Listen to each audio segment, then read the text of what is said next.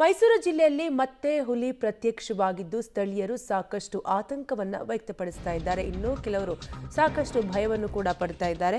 ಮೈಸೂರು ಜಿಲ್ಲೆಯಲ್ಲಿ ಮತ್ತೆ ಹುಲಿ ಪ್ರತ್ಯಕ್ಷವಾಗಿದ್ದು ಬೆಮಲ್ ಕಾರ್ಖಾನೆಯ ಬಳಿ ಹುಲಿ ಓಡಾಟವನ್ನ ನಡೆಸಿದೆ. ಹುಲಿ ಓಡಾಟದ ದೃಶ್ಯ ಮೊಬೈಲ್ನಲ್ಲಿ ಸೆರೆಯಾಗಿದೆ.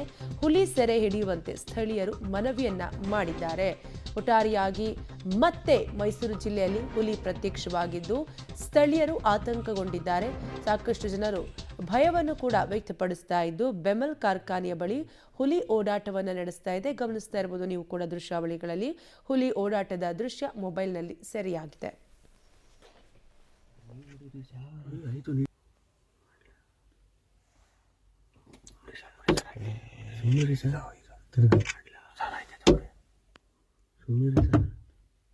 ಓಡ್ತಾ ಇತ್ತು ಪಾಪ ಎದುರುಗೊಂಡು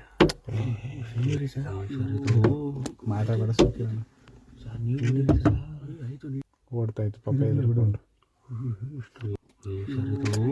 ಮಾತಾಡ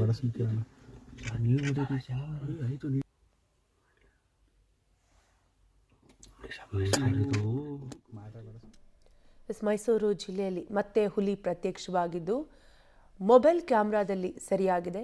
ಇನ್ನು ಮತ್ತೆ ಹುಲಿ ಪ್ರತ್ಯಕ್ಷವಾಗಿರೋದ್ರಿಂದ ಈಗಾಗಲೇ ಸ್ಥಳೀಯರಲ್ಲಿ ಸಾಕಷ್ಟು ಆತಂಕ ಕೂಡ ವ್ಯಕ್ತವಾಗಿದ್ದು ಹುಲಿ ಸೆರೆ ಹಿಡಿಯುವಂತೆ ಸ್ಥಳೀಯರು ಮನವಿಯನ್ನ ಮಾಡಿದ್ದಾರೆ.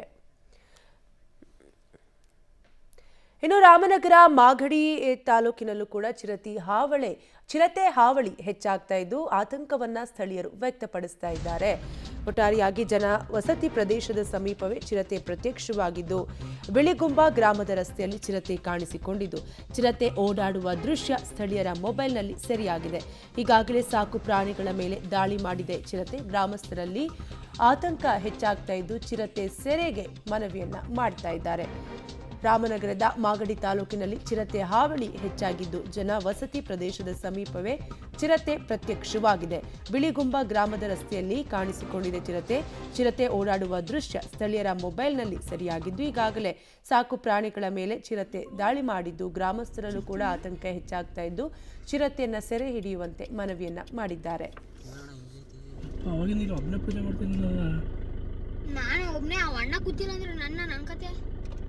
ಹೋಗಿದ್ರೆ ಪೂಜೆ ಮಾಡ್ತೀನಿ ನೋಡು ಮರಿ ಕೊಡು ಚಿರತೆ ಮರಿ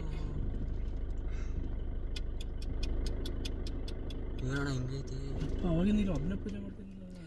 ಒಂದ್ ಕಡೆ ಮೈಸೂರು ಜಿಲ್ಲೆಯಲ್ಲಿ ಹುಲಿ ಪ್ರತ್ಯಕ್ಷವಾಗಿದ್ರೆ ಮತ್ತೊಂದು ಕಡೆ ರಾಮನಗರ ಮಾಗಡಿ ತಾಲೂಕಿನಲ್ಲಿ ಚಿರತೆ ಹಾವಳಿ ಹೆಚ್ಚಾಗ್ತಾ ಇದ್ದು ಹೀಗಾಗಿ ಸ್ಥಳೀಯರಲ್ಲಿ ಸಾಕಷ್ಟು ಆತಂಕ ವ್ಯಕ್ತವಾಗ್ತಿದ್ದು ಹೀಗಾಗಿ ಹುಲಿ ಮತ್ತು ಚಿರತೆಯನ್ನು ಸೆರೆ ಹಿಡಿಯುವಂತೆ ಸ್ಥಳೀಯರು ಮನವಿಯನ್ನ ಮಾಡ್ತಾ ಇದ್ದಾರೆ.